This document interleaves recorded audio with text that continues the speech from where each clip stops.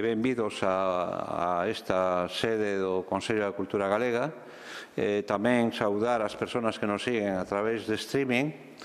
Recordar que realmente vai ser unha charla breve e que despois, se alguna das persoas participantes quere intervir, plantea a pregunta desde o seu asiento e intentamos contestala. Antes de nada, o que quería era agradecer ás persoas, primeiro, os organizadores deste evento, que non se escribe, por contar co Arquivo Sonoro de Galicia e por ter a vontade e o interés de acercarse hasta o Consello. Tamén quería agradecer aos técnicos do Arquivo do Son, Cristina Puyales, e os técnicos do Consello da Cultura, Bea, que nos está atendendo desde o fondo, pola súa participación neste acto e pola preparación do material para facelo posible. E o que vamos a facer inicialmente é realmente unha pequena reflexión sobre o rexistro do son, significando a importancia que ten realmente para a cultura, para a humanidade, non? Sobre todo porque a escritura conta con milleiros de anos de historia e, sin embargo, a humanidade tardou moitísimo tempo en conseguir gravar o sonido, gravar a voz humana. E, ademais, que esta conquista, que é relativamente recente, tuvo un efecto exponencial sobre a cultura. Eu, neste sentido, recordaría aquela expresión de McLuhan, que nos anos 70 nos planteou que realmente os medios audiovisuales que naceron a raíz deste descubrimento o que fixeron foi prolongar os sentidos do home, non? O sentido do oído e tamén a capacidade da voz para poder chegar dunha forma clara a todo o mundo. Hai que pensar que ao longo das civilizacións o ser humano tuvo moitas dificultades para que simplemente a súa voz chegase a uns centos de metros. Realmente a voz morría na presencia visual do individuo que producía esa voz, ese cántico, esa palabra, ese sonido, non? E non é hasta fai relativamente pouco máis de 100 anos, que realmente conseguimos ese fenómeno no que estamos inmersos de poder gravar e poder espallar a través de medios electrónicos o sonido, non? A voz e, por suposto, a música. E isto é algo que moitas veces o consideramos casi natural e non apreciamos na súa totalidade. Eu quería facer unha reflexión porque neste momento, e xa hai estudios que nos indican, o ser humano escoita de cada 10 sonidos musicales fundamentalmente que escoita, 9 son mediados tecnolóxicamente. É dicir, que aquelo que era imprescindible fai máis de 100 anos, que para escoitar música había que escoitar a música que se producía no mesmo momento e ante as narices de quen escoitaba, e hoxe realmente esa é unha experiencia xa minoritaria en onde prácticamente toda a produción fundamentalmente musical, pero tamén de palabra que nos chega, está mediada tecnolóxicamente. Incluso, cando presenciamos un espectáculo sonoro, existe unha mediación tecnolóxica porque hai uns micrófonos e uns amplificadores de por medio que realmente están intervindo nesas notas musicales que se están producindo ante nós. Por lo tanto, hai que pensar que o rexistro do son abriu unha nova etapa na humanidade e que isto tamén temos que ter en conta que tuvo diferentes fases e que é algo moi próxima a nós, unha cousa que realmente son as generacións dos finales do século XIX e XX e XXI, por suposto, os que pudimos vivilo, non? O primeiro antecedente que podemos encontrar da grabación, aínda que non é tal non é reproducción, se produce a través de Leon Scott, que é un libreiro parisino, que o que fai é conseguir en 1857 gravar a voz. Isto é unha cousa moi interesante, porque realmente el consigue gravar, pero nunca conseguiu escoitar o que gravaba. Porque realmente o que fai é plasmar a onda sonora, o espectro da onda sonora, nun papel afumado. A súa idea, e é moi interesante, porque realmente o que intenta é que as ondas sonoras, ao quedar plasmadas, impresas, poideran ser decodificadas ca lectura. Da mesma forma que cando leemos un pentagrama musical, vemos representadas as notas musicales. Pensaba que iba a ser posible decodificar esa voz humana, o sonido musical, a través do espectro que deixaba impregnada nesa emulsión que el facía con un papel afumado. Logo veremos como realmente é moi curioso, se acaba de conseguir, fai moi poucos anos, no ano 2012, reproducir aquelas grabacións que fixo Scott e que nunca pensou que pudieran ser reproducibles, non?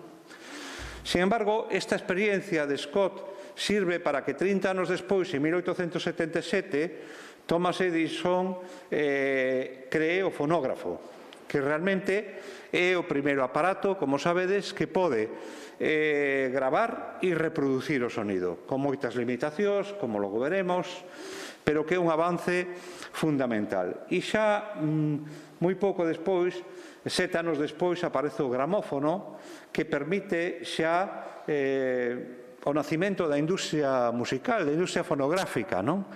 É dicir, porque xa é un instrumento en donde se poden producir copias masivas para poder reproducir a través deste aparato. En 1940 aparece o disco de vinilo, pero, sin embargo, o fonógrafo continúa vivo durante moitos anos, porque hai unha gran produción, é un pouco que pasa ca chegada do CD e o vinilo, hai moita produción discográfica e o fonógrafo sigue vivo durante moito tempo, non? Despois da Segunda Guerra Mundial implántase o magnetofón de bobina aberta, que realmente hai que dicilo que isto foi incluso un arma de guerra utilizada por Hitler para as súas campañas políticas, porque ninguén sabía que existía este invento, e realmente a través da radio Hitler estaba presente absolutamente en todos os momentos da vida cotidiana, non? E conseguiu a través deste invento potenciar a súa figura, non? Foi moi importante porque isto realmente popularizou a grabación sonora e, sobre todo, tuvo unha importancia extraordinaria para a radio, non? Despois, nos anos seguintes, aparece xa nos anos 60 o cassette compacto, en 1960, que logo Otten foi o seu inventor, que era un ingeniero que acaba de morrer fai 12 días, que traballaba para Philips e que realmente tamén supuxo un invento absolutamente importante para popularizar a grabación de palabra e da música, non? Porque tamén tuvo unha importancia como na industria fonográfica importante. E, evidentemente, xa nos anos finales dos principios dos 80, nace en 1979, aparece o disco compacto, o CD, que xa o primeiro elemento que podríamos dicir revolucionario, porque supón o comenzo da grabación digital, da digitalización do sonido, non? E, ademais, como un elemento popular que ven, como sabedes, a relevar, de alguna maneira, os discos de vinilo. Tamén nos anos 80, nesa década, aparecen outros soportes digitales importantes, como foron o minidisc e tamén o cassette compacto digital e outros elementos absolutamente digitales. E eu situaría xa como último elemento desta revolución digital a partir de finales dos 80, bueno, realmente en 1986 se crea o MP3, que realmente un sistema de arquivos comprimidos que permiten pois unha grabación de moita menos calidad que a do CD, pero que é a que nos permite pois hoxe escoitar a música en streaming a través dos ordenadores e demais. Por lo tanto, eso de alguna forma serían a evolución da grabación nesta historia que ten pouco máis de 100 anos, non? E aí podemos distinguir 4 etapas, que son a etapa acústica ou mecánica, que é a inicial, a etapa xa da grabación eléctrica, logo viría a grabación magnética e, por último, a grabación digital. A nós, para a charla de hoxe, realmente o que nos interesa é a grabación acústica ou mecánica, que é a que deu lugar ás primeiras grabacións discográficas, o que son xa os discos de pedra, inda que os discos de pedra tamén sufriron unha evolución no paso de tecnoloxías mecánicas a tecnoloxías electrónicas.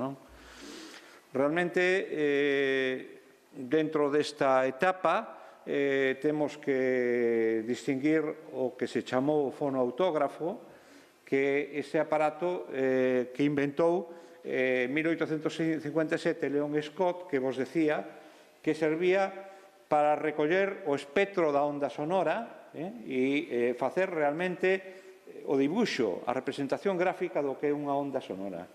E neste sentido, pois hai que dicir que no ano 2008 estudiosos da historia do son lograron reproducir por primeira vez o son grabado por un fonoautógrafo e que correspondía a unha canción cantada por un home, posiblemente, o Clar de Luna, que foi a primeira voz grabada na historia.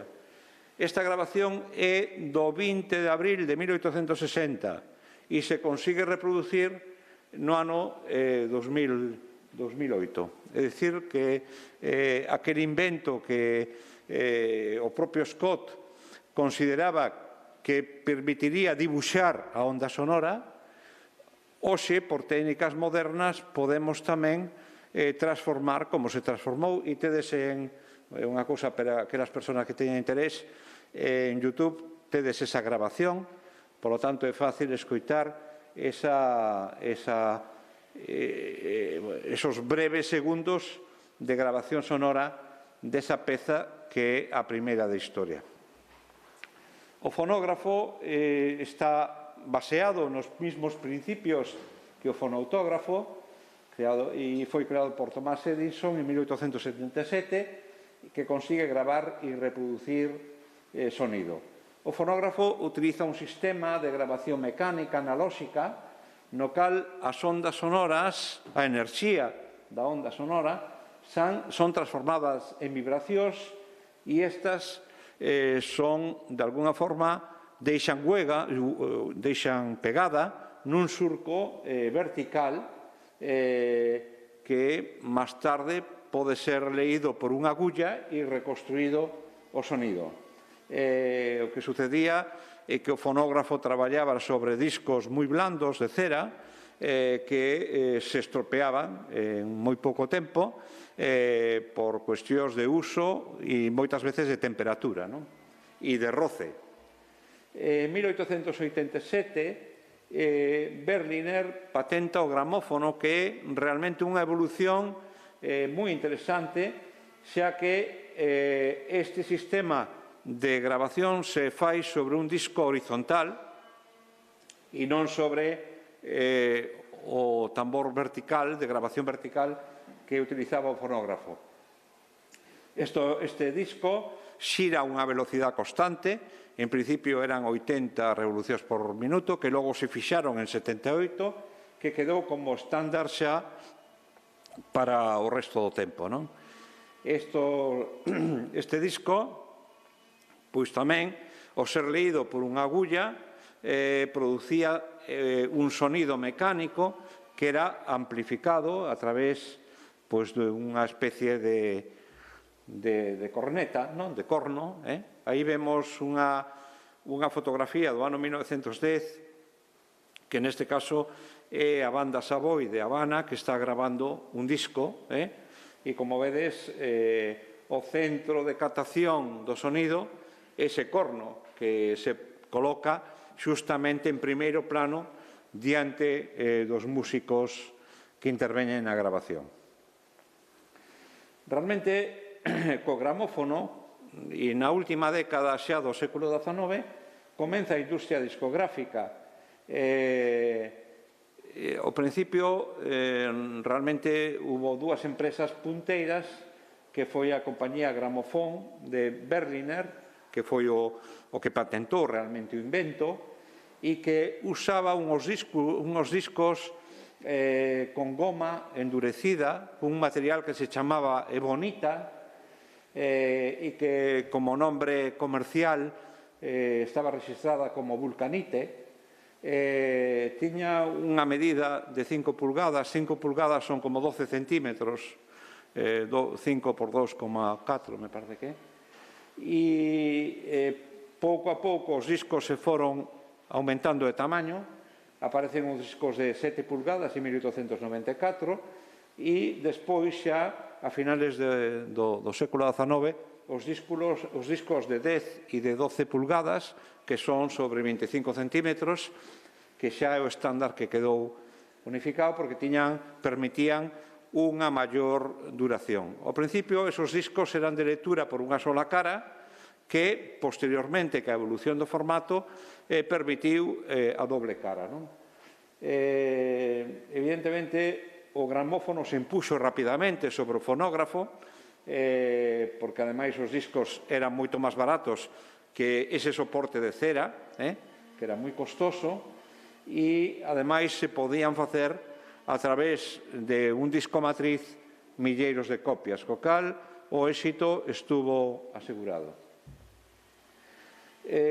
Na evolución dos discos, daquela primeira bonita se pasou a un formato que é conocido como discos de pizarra ou, como nos denominamos no arquivo sonoro, as lousas de pedra.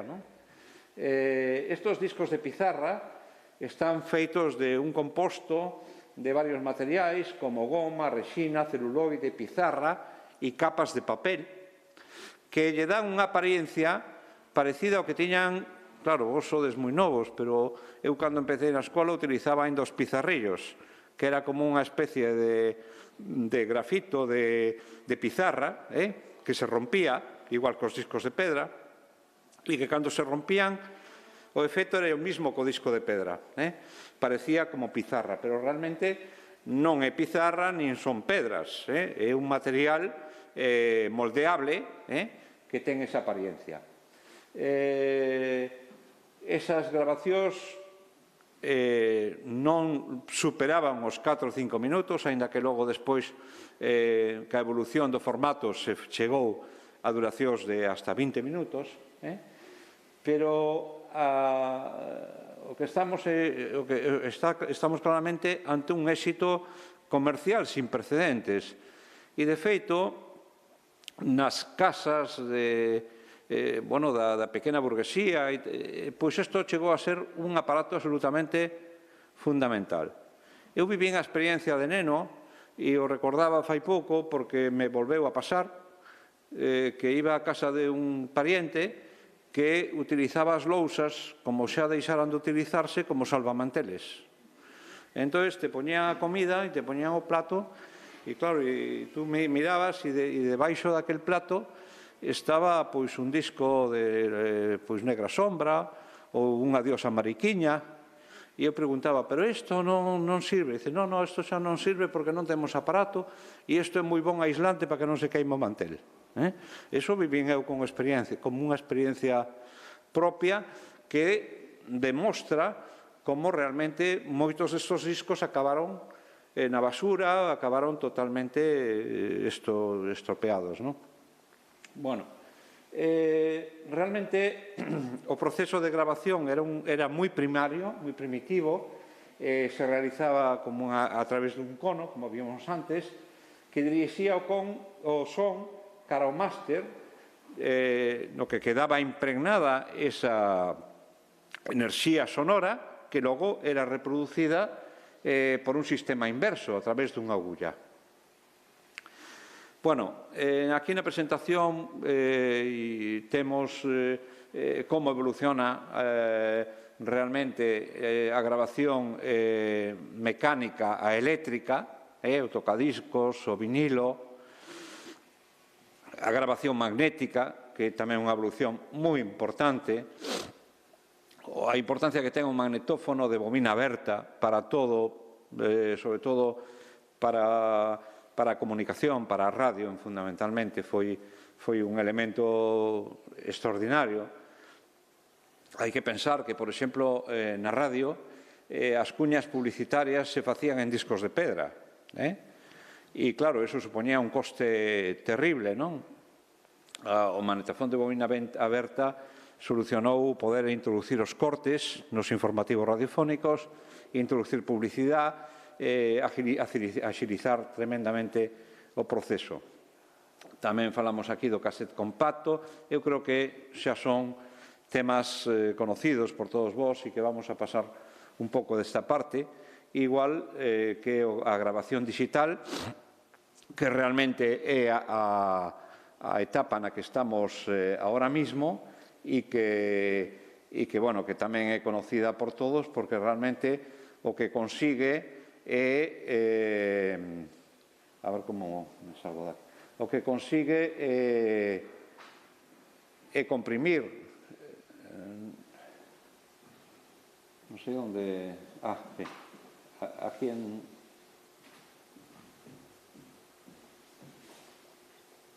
esto, non?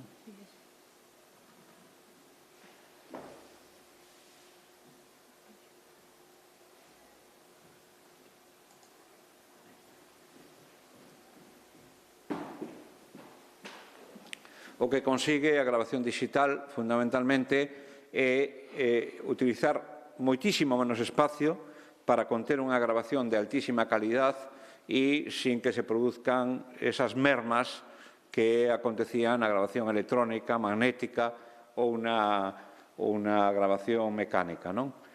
Como se grababa un disco de pedra, que é o que nos interesaba? Bueno, pois xa o decíamos antes, realmente había que situar a aquelas persoas que iban a tocar un instrumento ou a cantar diante desa cornamenta, dese embudo que canalizaba as ondas sonoras cara a membrana que producía realmente o rexistro da voz. Isto tiña moitísimas limitacións, Fixadevos que nesa foto aparece un fondo de persoas que é público, que están moi lonxe da cornamenta. Realmente, o corno que está collendo son os intérpretes da primeira fila, prácticamente. E isto é un impedimento grande, posto que era moi difícil gravar unha orquesta. Incluso, se seguimos, por exemplo, a información de prensa da grabación das lousas que temos no Arquivo do Son, en Galicia, se producen moitas protestas, porque de alguna forma a xente dice que non se pode falar dunha agrupación cando a grabación foi feita por 3, 4 ou 5 intérpretes.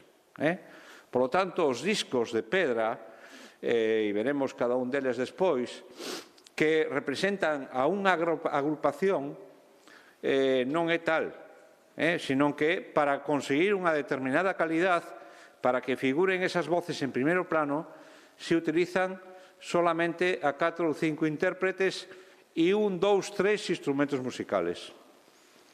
Por qué? Porque, evidentemente, este tipo de grabación non permitía para nada gravar con calidad a un conxunto onde interveñen moitas voces e, desde logo, moitos instrumentos que están a unha distancia moi grande desa cornamenta, dese aparato receptor. Os estudios de grabación de fai máis dun século eran sinxelos no seu concepto e moi complexos na súa execución. Pois non contaban máis que cunha sala na que sobresalía esa gran bucina cuya parte máis estreita estaba na sala de lado, na sala contigua, na que se atopaba un enxeñeiro de son operando a máquina grabadora. Se non seguimos o proceso de grabación das lousas, vemos que realmente nesos estudios de grabación solamente se executaban, por así decirlo, as grandes producións. Pero a técnica, sobre todo cun gran sentido comercial, obligaba a que estos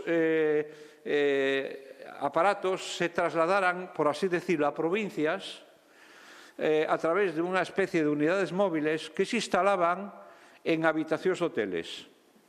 Casi todos os discos que están grabados en Coruña, en Vigo, están feitos en hoteles, en unha habitación dun hotel, cun equipo portátil, por así decirlo. Eso explica que, por exemplo, en el disco del Eco, que é un dos primeiros, pois só interveñan 5 intérpretes dun coro en onde hai dúcias de personas. Lóxicamente, motivado porque lle resulta imposible montar un gran estudio na cidade da Coruña para unha grabación e, ademais, que a técnica pois tiña unhas limitacións absolutamente claras.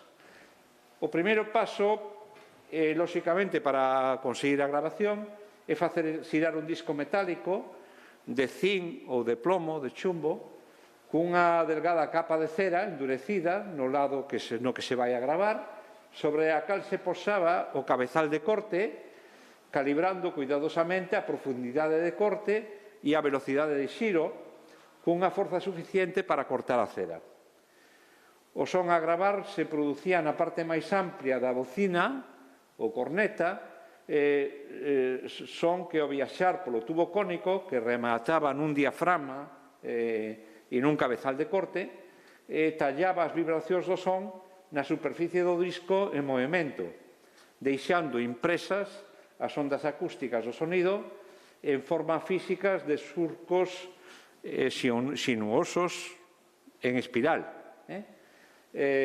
Con isto se creaba o disco maestro, o mastro, que é un disco positivo, pero só é un disco metálico de zinc con cera estampada nunha cara, suxeito, evidentemente, a poder ser dañado, a distorsionarse por cambios de temperatura ou caída se se reproduce moitas veces. Co cal, realmente, o mastro era o que servía para facer as copias. Polo tanto, ese positivo en cera, chamado mastro, se somete a un proceso que se chamaba de electrodeposición e que Berliner denominou galvanoplastia, que realmente o que facía era aproveitar esa parte metálica que tiña o disco, o metal como conductor eléctrico, era conectada a unha carga eléctrica positiva que facía as veces de cátodo e no outro extremo unha carga negativa de cobre ou níquel nun líquido acuoso, conductor, ácido, e activada a corriente, os íons eléctricos de cobre ou níquel se adherían ao cátodo, producíndose realmente un negativo xa en material duro e resistente que se chamaba matriz. E con evidentemente, con esta matriz se pasaba á seguinte fase que é estampar os discos xa na tirada que fose habitual, nas chamadas lousas, discos de pedra, discos de pizarra, o que queirades. Pero, evidentemente, facía falta todo este proceso para xenerar estas copias que, de alguna forma, e hai que dicilo, son pezas únicas, posto que a pesar do proceso de estampación non hai un igual a outro. E non todos os discos de lousa sonaban igual. E, de feito, según testimonios que eu teño recollido, pois os grandes compradores exixían unha proba do disco antes de compralo e escollían entre os que había na tenda cal era o que mellor sonaba. Por qué? Porque había moita imperfección nese proceso e, polo tanto, había calidades dentro do disco. Evidentemente, as copias eran moito máis limitadas do que estamos acostumbrados hoxe, non? E, por exemplo, en casi todas as lousas que temos no Arquivo do Son, a tirada media son de 200 exemplares, que era o que se facía de cada disco. Se facían 200 copias que eran comercializadas. Bueno, esa estampación se realizaba con esa pasta ou goma laca prequentadas, era realmente un material dúctil, plástico, que evidentemente, baixo presión, configuraban eso que conocemos como disco de pedra. O último paso consistía, evidentemente, nun acabado final que realmente era un pulido desa superficie xa gravada para, unha vez etiquetada, presentala no mercado. Eso, en esencia, era o proceso que se seguía para a realización das lousas, dos discos de pedra, un proceso complexo, un proceso lento e costoso. Hai que decir que en 1910 un reproductor para estos discos había como 3 tipos. Os que eran de manivela, en donde a persona tiña que buscar a velocidade intuitivamente, dándolle a manivela do aparato, que costaban sobre 55 pesetas. Era unha cantidad moi importante en 1910. Os que tiñan corda costaban xa 155 pesetas os reprodutores. E a partir de 1920 os que xa tiñan un arrastre eléctrico chegaban a 350 pesetas, que era o que ganaba moita xente nun ano. O sea, que era unha cantidad absolutamente importante. E, evidentemente, o proceso de grabación e o feito de que as grandes editoras viñeran a Galicia a gravar discos era porque o que pretendían era vender aparatos, fundamentalmente. E sabían que os aparatos se vendían si había produtos de proximidade, produtos de interés que mercar para poder escoitar. Por lo tanto, sucede un pouco como aconteceu na radio. É dicir, o negocio está máis na venta de aparatos que na venta de discos, pero hai que producir discos para que se vendan os aparatos. E isto é un proceso que vai moi ligado e que hai que ter en conta. En Galicia temos un personaje interesantísimo para entender este proceso. E este personaxe se chamaba Pedro Ferrer, que é un gran fotógrafo da Coruña, un fotógrafo histórico da Coruña, que, además de impresor, foi o gran impresor de prácticamente todo o resurdimento das Irmandades da Fala. Foi un personaje de origen catalán, os seus pais eran catalás, que se implantaron na Coruña e desarrollaron un negocio de imprenta. Bueno, el conseguiu a exclusiva da venta dos discos, dos máis importantes editados en aquel momento en España, por un precio exagerado. Tuvo que pagar 35.000 pesetas do ano 1904, que é unha auténtica barbaridade.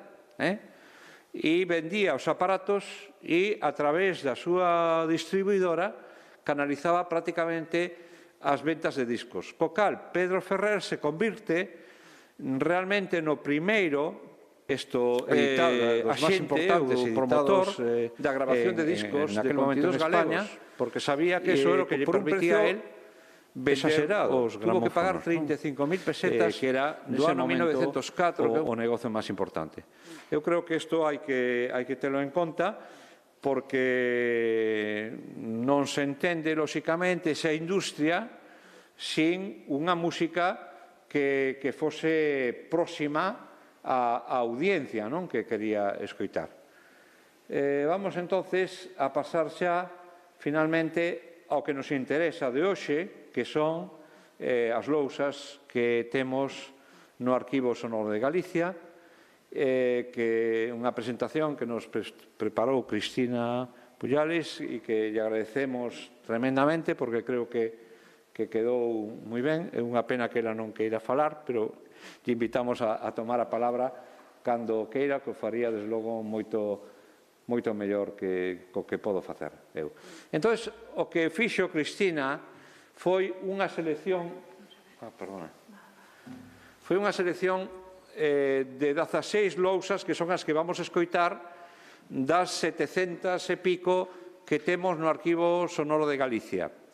O Arquivo Sonoro de Galicia sabedes que ten uns 25 anos de existencia, naceu en 1995, e se dedicou como unha labor que considerábamos fundamental a intentar recuperar todas as grabacións realizadas en Galicia o que teñan algo que ver co país.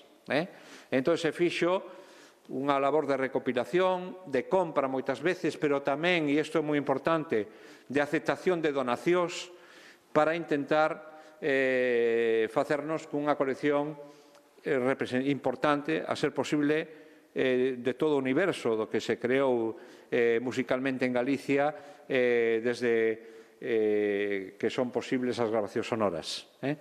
Temos 700 e pico lousas e é unha cantidad que vai a seguir medrando según vayan aparecendo este tipo de soportes. Por iso, a mí me parece que é moi importante divulgar eso, porque aínda nas casas, nos fallados das casas, hai moitas lousas que non están aquí no Arquivo Sonoro de Galicia.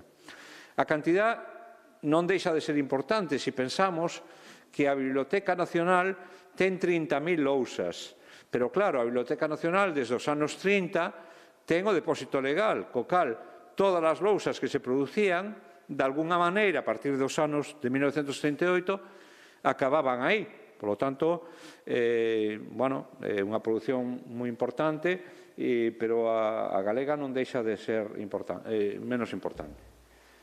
A primeira que vamos a escoitar é un disco grabado na Coruña, nun hotel da Coruña, en 1904, de unha agrupación que se chamaba El Eco e que van a interpretar unha alborada gallega.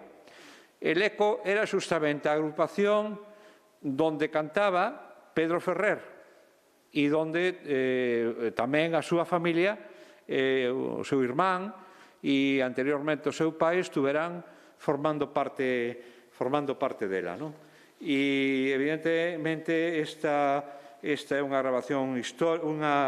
agrupación histórica que se constituiu en 1882, que foi dirixida por grandes músicos galegos como Pascual Veiga, e un personaje tamén moi interesante que é o maestro Chané, José Castro Chané, que era un músico nacido en Compostela, na rúa de Pitelos, onde acaban de roubar a súa, fai 2 anos, a súa placa, unha placa modernista que recordaba o lugar de nacemento, unha placa que iba a cumplir, que acaba de cumplir 100 anos e que estamos intentando agora que o Concello a repoña de alguna maneira, aínda que se perdeu esa placa histórica de Bonhome, que foi un escultor tamén moi importante.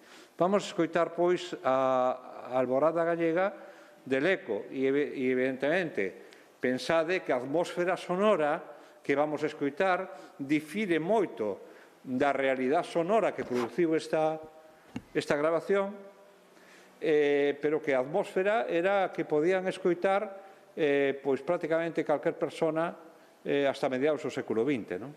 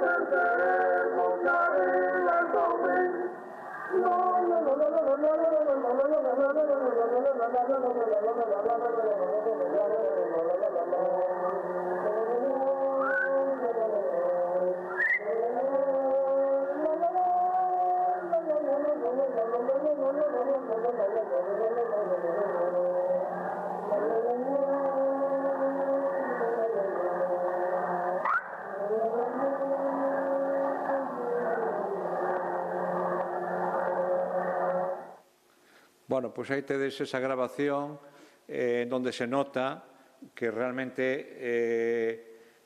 non está o coro completo, senón que son uns poucos músicos os que fan a grabación. Na mesma semana, posiblemente, no mismo momento que se fixo a grabación anterior, se fixo a esta outra, que é do coro Aires da Terra de Perfecto Feijóo, un coro moi importante de Pontevedra, que se traslada a Coruña tamén, esos poucos integrantes, para facer a grabación desta lousa, e da que vamos a escoitar unha peza que se chama Foliada de Romeros.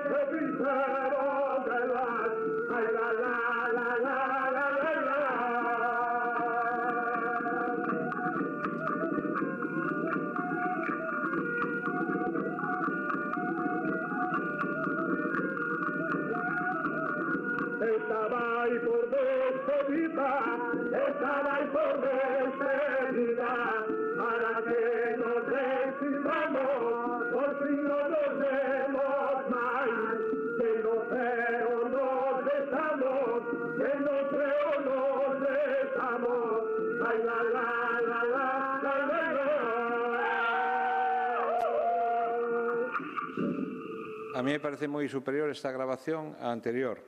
Hai que decir que a grabación del Eco suscitou moitas críticas na prensa do momento, pero tamén el Eco pasaba por unha época terrible, porque o seu director, que era o maestro Chané, facía un ano que se marchara para Habana e o coro quedou de alguna forma desasistido, non?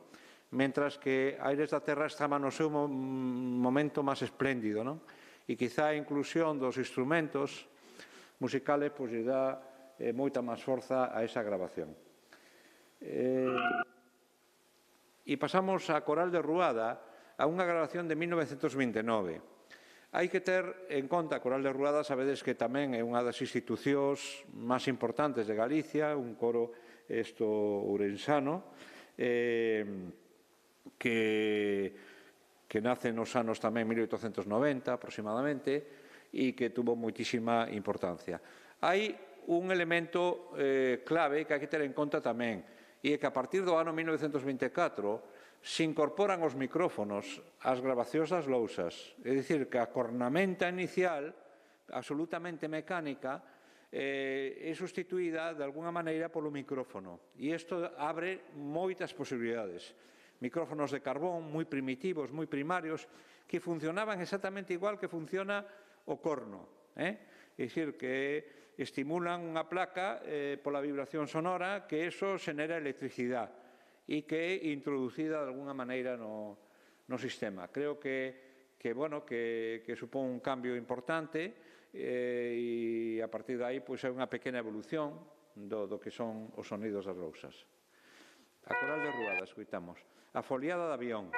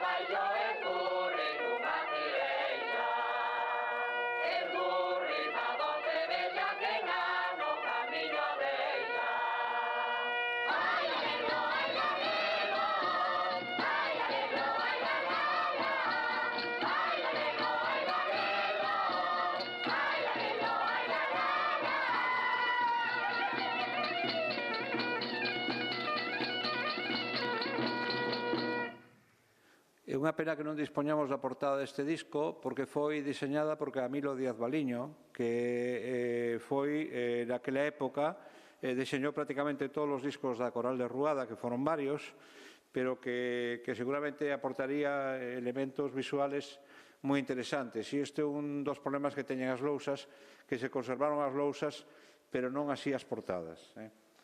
Aí, agora vamos a pasar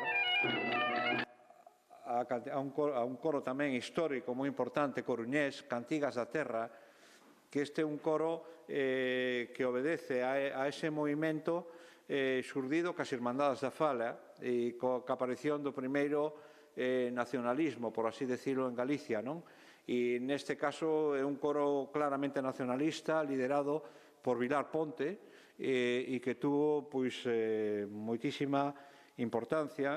Tamén a Coral de Ruada se alimenta das ideas das Irmandades da Fala, pero o coro Cantigas da Terra ten unha importancia moi grande e este disco en concreto tuvo unha venta extraordinaria en América. E isto é outro factor que hai que indicar, porque habilmente Ferrer aproveitou que os barcos para América salíran do Porto da Coruña para enviar cantidades importantes de discos para a colectividade galega en Argentina e en Cuba. E iso incluso é un fenómeno que hai que explicar, porque moitos dos discos que temos no arquivo sonoro foron realmente promovidos pola colectividade emigrada, non solamente en Cuba, Buenos Aires, sino en Nova York e en moitos puntos de América. E isto é un fenómeno que hai que ligar claramente a ese proceso en donde o emigrante que busca é alimentar un pouco os recordos e escoitar realmente aquilo que lle achega ao seu orixe. Pois os cantos de Seitura de Cantigas da Terra.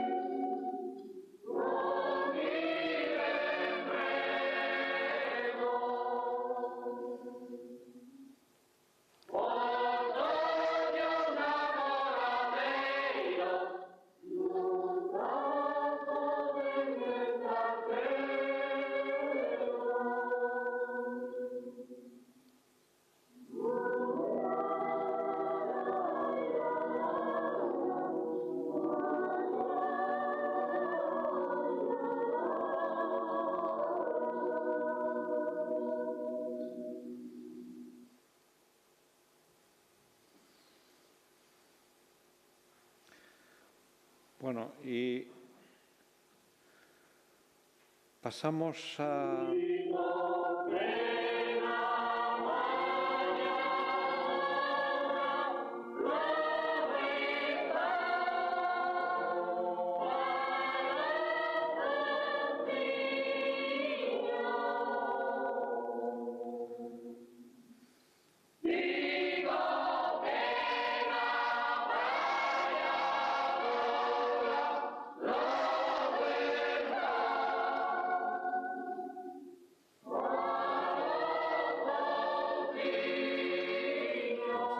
Vamos a pasar ao seguinte. É un fenómeno este de Manuel do Pazo, o chamado gaiteiro de América, que enlaza co que decíamos antes. Este é un disco moi interesante porque está grabado en New Jersey, en Estados Unidos, por Víctor, por unha das grandes produtoras musicales, e é do ano 1912. Realmente este home, Manuel do Pazo, pois foi un virtuoso da gaita que tuvo un gran impacto en toda a colonia argentina, uruguaya e cubana tamén, pero que os seus discos, sendo producidos en América, chegaron tamén a Galicia. E realmente eu creo que é interesante a inclusión desta peza sonora, que ademais é de 1912.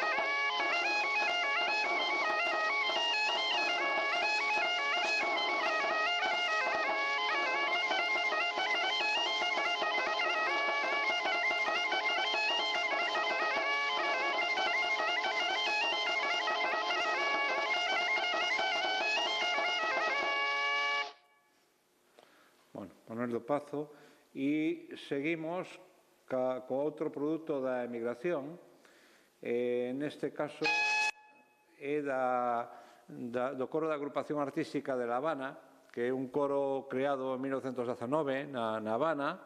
Esta é unha grabación de 1928 que se chama As Mozas de Vilanova, e que ese fenómeno de disco producido dende a emigración, que tamén, polo menos en algunhas copias, chegan a Galicia enviadas polos propios emigrantes que o producen.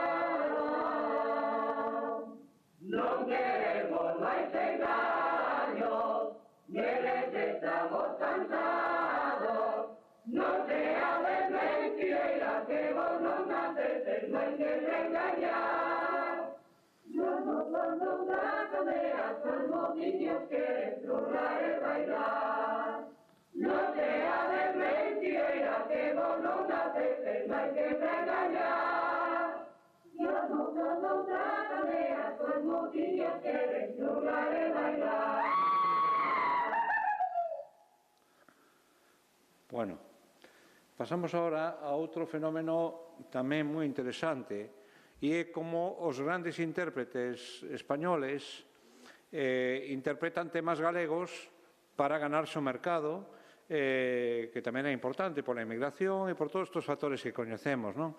Entón será moi recurrente ver como grandes figuras da canción lírica interpretan temas galegos. Tamén hai que ter en conta que estamos en pleno auxe do folclore e que isto que contribuye a este fenómeno. En este caso, Ignacio Tabullo é realmente un cantante e compositor vasco que era barítono, que dedicou gran parte da súa obra a temas vascos e galegos. Este é un disco de ano 1911, tamén moi antigo, non? Onde interpreta un tema Dulce Sono.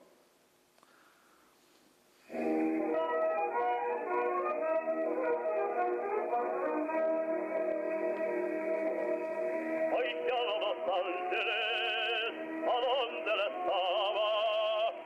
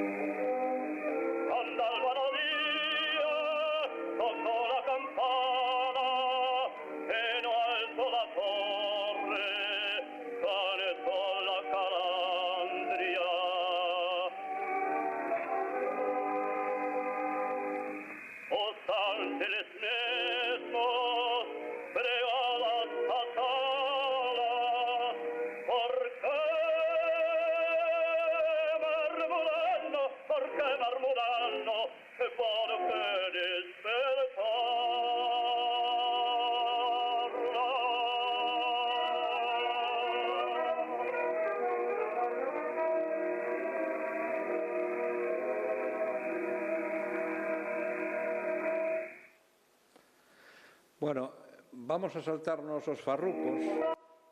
É un grupo uruguayo, tamén desta corriente. En todo caso, sabedes que estes discos están accesibles a través da web do arquivo de son, podedes escoitalo en calquer momento, sin maior problema, pero vamos un pouco apretados de tempo. É unha muiñeira do ano 1912, moi interesante, pero seguindo un pouco ca liña desos intérpretes non galegos que interpretan temas galegos, pois temos a Juan Pulido.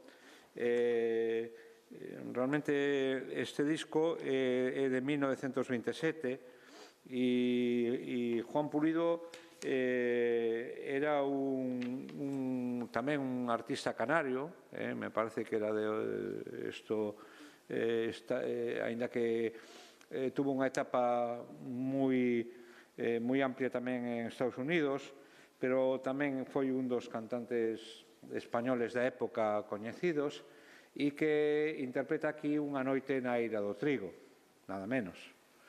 Grabación de 1927.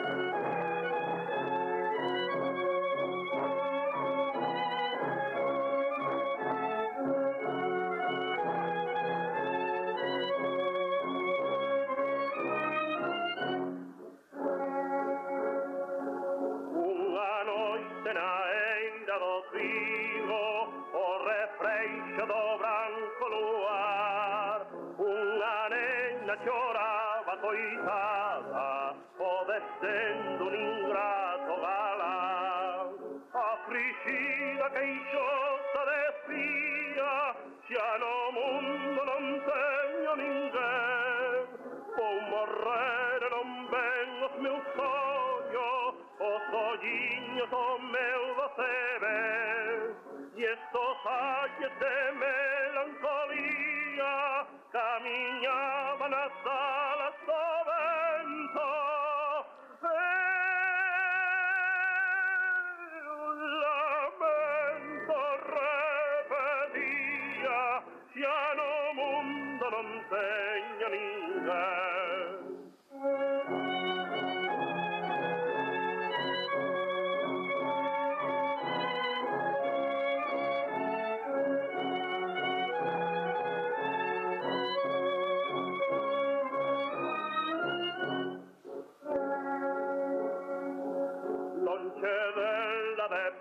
Sobre a popa dunha leve negreiro vapor, emigrando camiño da América, vai o probe infeliz amador. E a mirar a xentís anduriñas cara a terra que deixa cruzar, quen puidera dar volta pensaba, quen puidera con Bosco voar, mais as aves e o barco fuxían sin oír seus amargos lamentos. Los ventos repetían, quen pudera con Bosco voar, noites claras aromas e lúa, desde entón que tristeza en vos hai, pros que viron llorar unha nena, pros que viron un barco marchar, dun amor celestial verdadeiro, quedou solo debaos a proa. Unha copa nun outeiro e un cadáver no fondo do mar.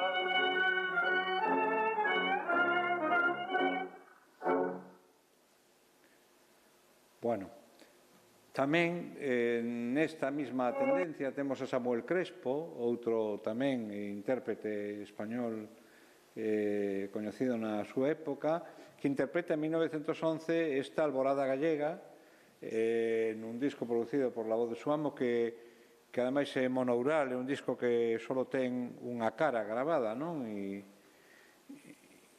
interesante neste sentido técnicamente.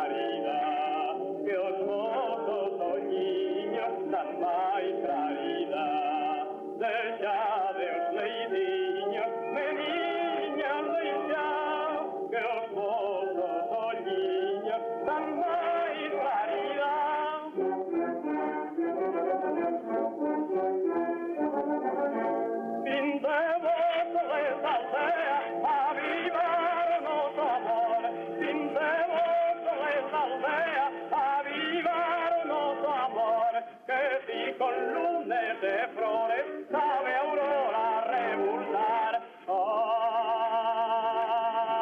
Sabe millor beidita, fin de pillas alborada, vinda ver nacer o sol. Os labios de Granada quedan celos o arrebol, peor remancho bailiños a Fontiña gorgullar. Bailaremos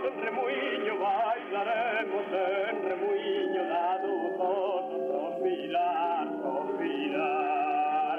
¡Oh! Si el no ves mi prenda, e aquel sol laurente de un lume crescente, e neve pra mí, e amantes seremos tan muda hasta el fin. La la la la la la la la la la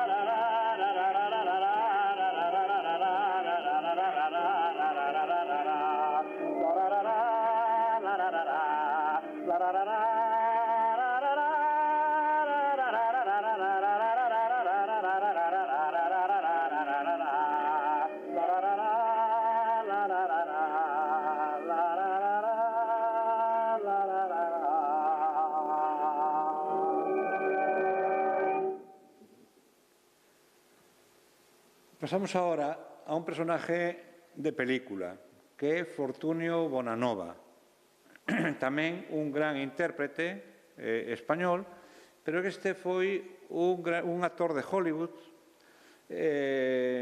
moi interesante. Hai unha cosa que atopei que me pareceu maravillosa de Cabrera Infante, o escritor cubano, que dice que Fortunio Bonanova foi o mellor actor secundario de toda a historia do cine. Pero que este home atopades nas grandes películas dos anos 30, 40, 50, fai un papel en Ciudadano Kane, que é o profesor de música, e é un home que interviu en máis de 100 películas como artista secundario. Pero ao mesmo tempo ten unha obra como cantante pois moi importante tamén. Realmente este disco que vamos a escoitar agora foi grabado en 1925 e a canción é Galleguita.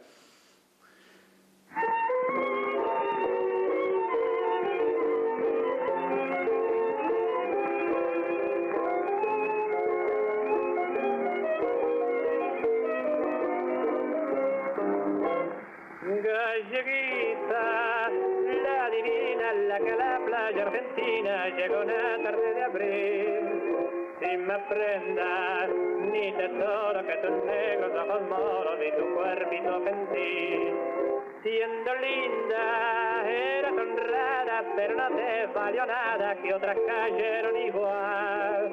Eras linda, galleguita, y tras la primera cita fuiste a parar al Pigar.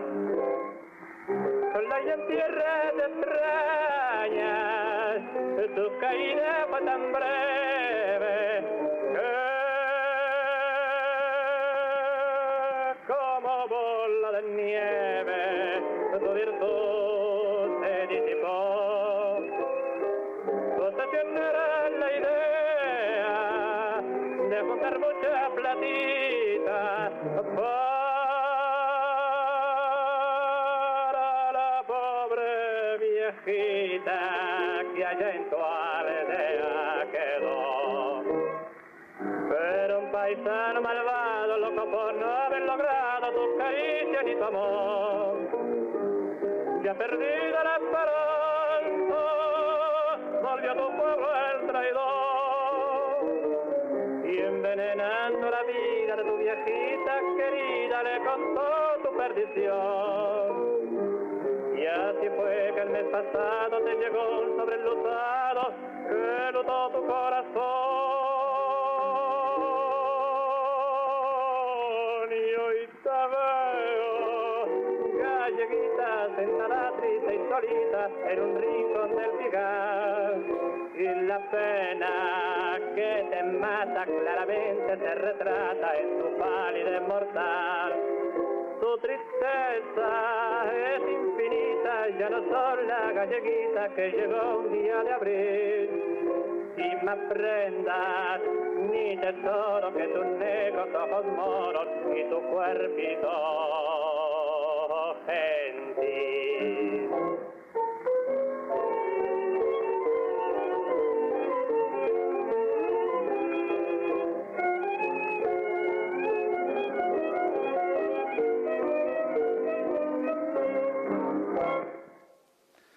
Bueno, e non podía faltar no arquivo sonoro Carlos Gardel.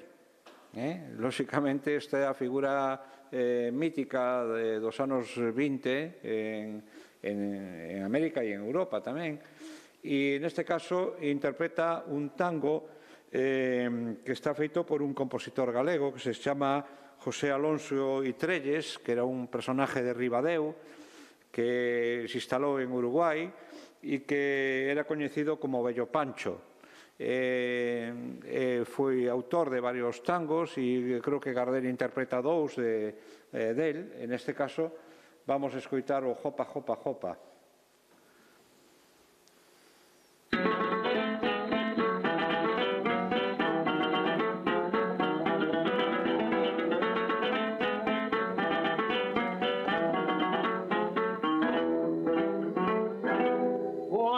Anochecido, cerquita en mi rancho, cuando con mi pena conversaba sola, sentía ese ruidaje como de pezuña y el grito campero de opa, opa, opa. Salí y en lo oscuro vi de uno de poncho, llevando a los cientos la ciboleadora, que al tranco espacioso de un matungo zaino arreaba animales que parecían sombras.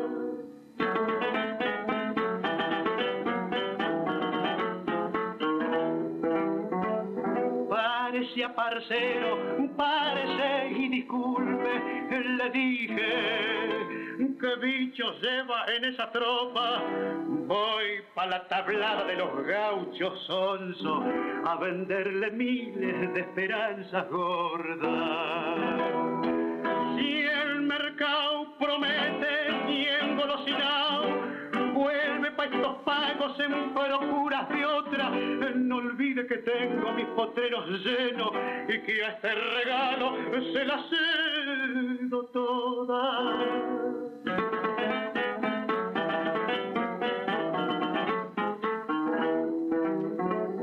Sonrióse el tropero, que era el desengaño, taloneó al matungo derecho a la sombra, y aún trae a mis oídos el viento en la noche, su grito campero de opa, opa, opa, y aún trae a mis oídos el viento en la noche, su grito campero de opa, opa, opa.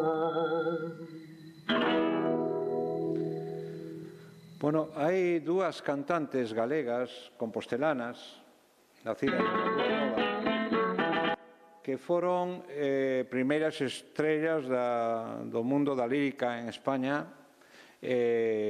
hasta os anos 30, 40, hasta os anos 30, vamos. A máis importante foi Ofelia Nieto, realmente é unha soprano, me parece que era soprano, dunha calidad extraordinaria, unha primeira figura. Ela, por exemplo, é a que, cando se inaugura a radio en España, cando nace Unión Radio, é a encargada de transmitir a primeira peza sonora a través das ondas en 1925, na apertura de Radio Madrid, que é o que dá o comenzo de Unión Radio, uns meses despois de que nacera a Radio Barcelona.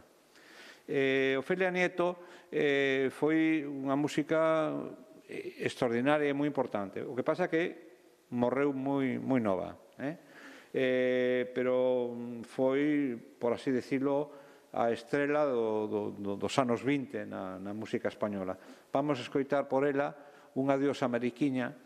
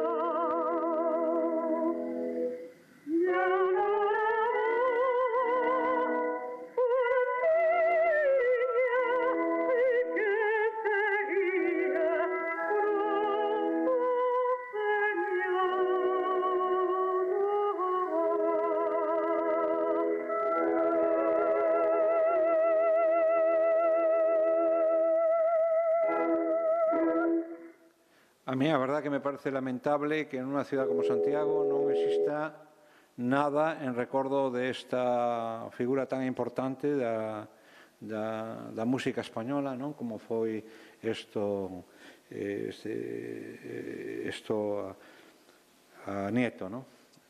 E, evidentemente, hai un fenómeno curioso, e é que, como decía, eran dúas irmás, e Ofelia tiña un irmán que se chamaba Ángeles, que cambiou o seu apellido, lle deu a volta, como vedes, e pasou, en vez de ser Ángeles Nieto para non competir musicalmente ca súa irmán, pasou a ser Ángeles Otein, que é nieto ao revés, máis unha T que lle meteu de regalo, non?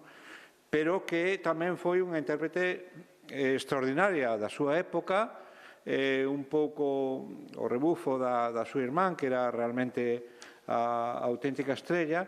Realmente Ángeles, eu creo que viviu hasta os anos 80, non? E que tamén foi autora de moitas pezas de zarzuelas e de óperas de ambiente galego. En este caso vamos a escoitar unha ópera que me parece que era de Vives, que se chama Maruxa, composta por Amadeu Vives, e é un fragmento desa Maruxa.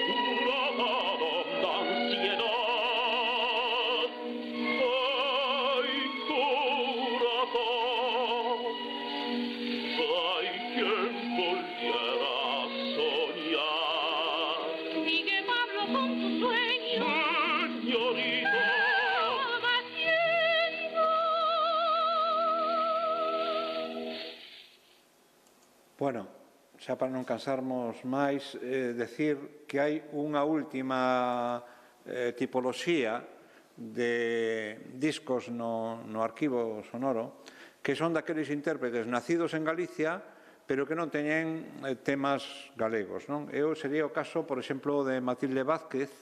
Matilde Vázquez é unha soprano de Cambados, que tamén naceu en 1905, morreu en 1992, e é unha típica cantante, unha soprano que aparece en moitísimas zarzuelas españolas, non? Por lo tanto, ten unha amplísima produción como intérprete de zarzuela. E, finalmente, vamos a escoitar xa, para tampouco cansar demasiado, a outra figura deste tipo, que é unha cantante galega que leva un nome artístico moi conocido en Cataluña, Mari Isaura. Realmente ela chamábase Isaura Villaoz Pereiras e era da Estrada. E é unha cantante de vodevil, sobre todo dos anos 30, con moito vodevil catalán, incluso en catalán. Unha persona que tuvo unha vida artística corta, porque xa se trunca prácticamente na posguerra, pero que, bueno, que en Cataluña foi unha persona moi conocida, incluso socialmente, porque ela se casou con un industrial moi importante e tamén foi unha das razóns polas que desapareceu de escena, non? Vamos a escoitar a Mari Isaura.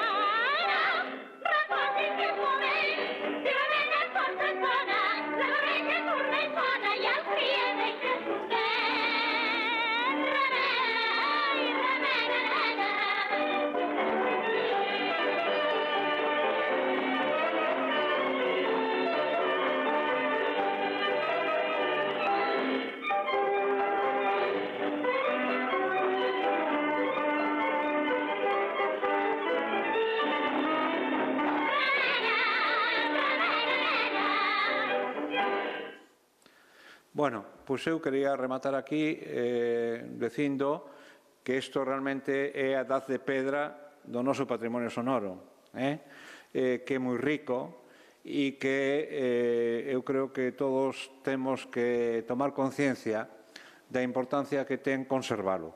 Penso que é unha maravilla que o arquivo sonoro teña estas 700 e pico pezas, que poden ser máis se seguimos buscando e afondando, que é moi importante que queden aí arquivada toda a produción discográfica en todos os soportes, en discos de pedra, en cassette, en vinilos de todo tipo, en CDs. É importante que todo isto quede para o futuro, porque realmente estamos ante unha conquista histórica, a da grabación sonora, que eu creo que aínda non tomamos conciencia da importancia que ten, non? Pero que, con unha perspectiva de futuro, eu creo que vai a permitir conocer a nosa historia dunha forma moito máis completa e moito mellor. Gracias pola vosa presencia e agora, se hai algunha pregunta, pois encantado de respondela se podo. Gracias.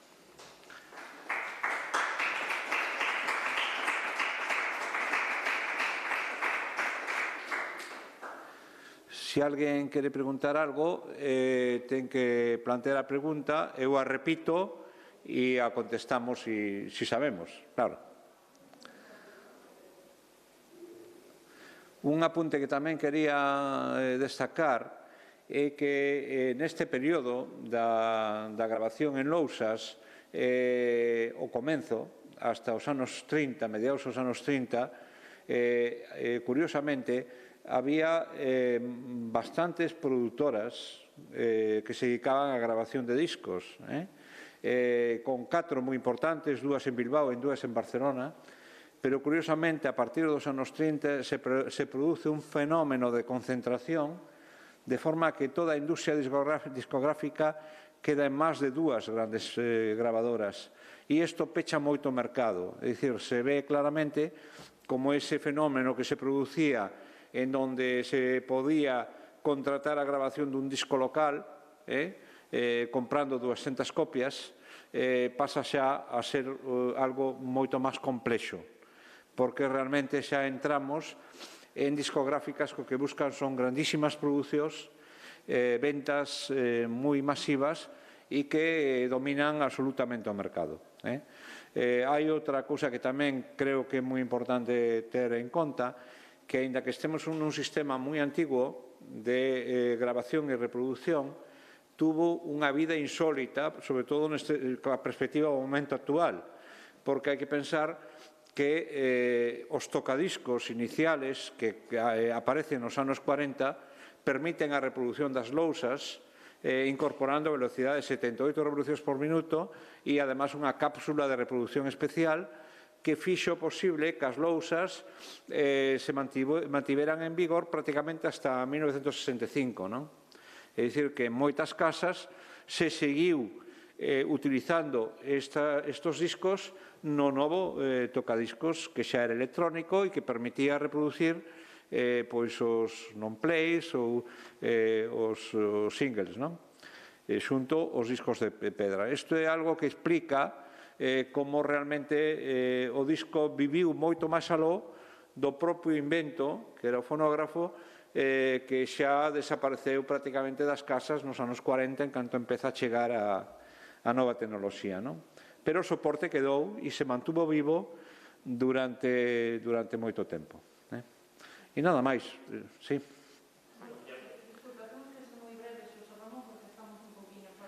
Bueno, pois o deixamos.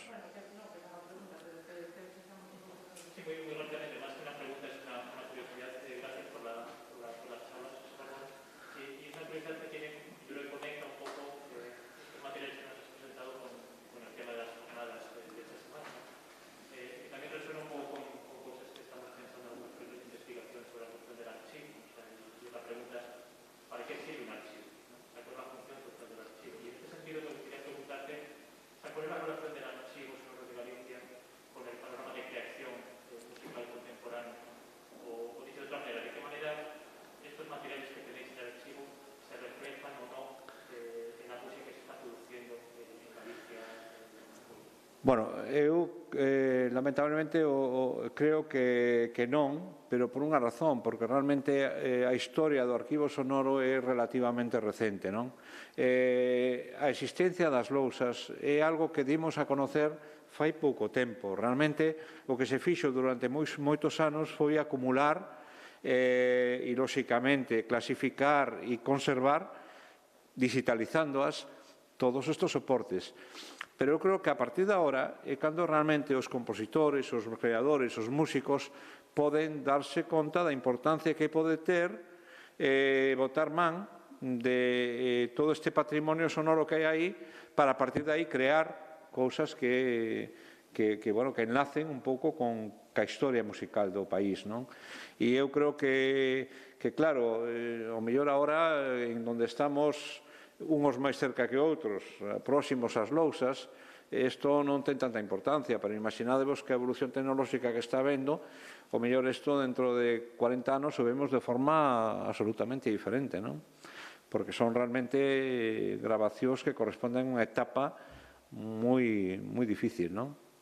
A todos os niveles, pero o gallá, ojalá o arquivo sonoro sirva tamén para isto, non? Para que os compositores accedan a todo o que hai e a partir de aí poder evolucionar e crear cousas novas. Bueno, lamento que se nos rematara o tempo, gracias de novo a todos.